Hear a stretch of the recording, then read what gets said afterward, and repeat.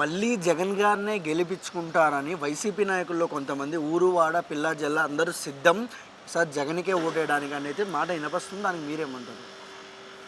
జగన్మోహన్ రెడ్డి గారు గనక గెలిచారు అంటే ఇక రాష్ట్రాన్ని ఏపీ ఫర్ సేలు, ఇక రాష్ట్రంలో బతికే పరిస్థితి ఉండదు.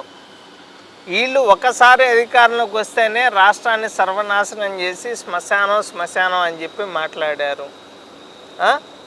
వైజాగ్ ఏదో మొన్న మాట్లాడుతున్నాడు, 17 ఎయిర్పోర్ట్లు కట్టాను, 17 పోర్ట్లు కట్టాను, సచివాలయాలు కట్టాను అని చెప్పి నోటికి వచ్చినట్టు మాట్లాడుతున్నాడు. ప్రజలైతే జగన్మోహన్ రెడ్డిని నమ్మే పరిస్థితుల్లో లేరు. మీ ఇంట్లో న్యాయం జరిగితేనే మీరు ఓటేయండి అంటున్నాడు. నీ ఇంట్లోనే అన్యాయం జరిగిన తర్వాత ప్రజలు నీకు ఓటేస్తారు అని నీ నమ్మకంగా నువ్వైతే చెప్తున్నావు. ప్రజలు ఎవరు కూడా నిన్ను గెలిపించే పరిస్థితిలో లేరు. రాష్ట్రానికి నువ్వు చేసిన దరిద్రాల వల్ల 30 ఏళ్ళు వెనక్కి వెళ్ళిపోయింది. దాదాపుగా 15 లక్షల కోట్ల అప్పు, పుట్టే ప్రతి బిడ్డకి కూడా ₹1,00,000 అప్పు రాసి పెట్టిపోతున్నాడు. కానీ స్కిల్ డెవలప్మెంట్ కేసు మీద చంద్రబాబు గారిని అరెస్ట్ చేశారు. అంటే నోటీసులు లేకుండా ఏం లేకుండా నింద్యాల్లో అర్ధరాత్రి. అట్ సేమ్ టైం జగన్ గారి మీద కేసులు ఉన్నాయి. ఒకవేళ అధికారంలోకి చంద్రబాబు గారు వస్తే జగన్ గారి పరిస్థితి ఏంటి?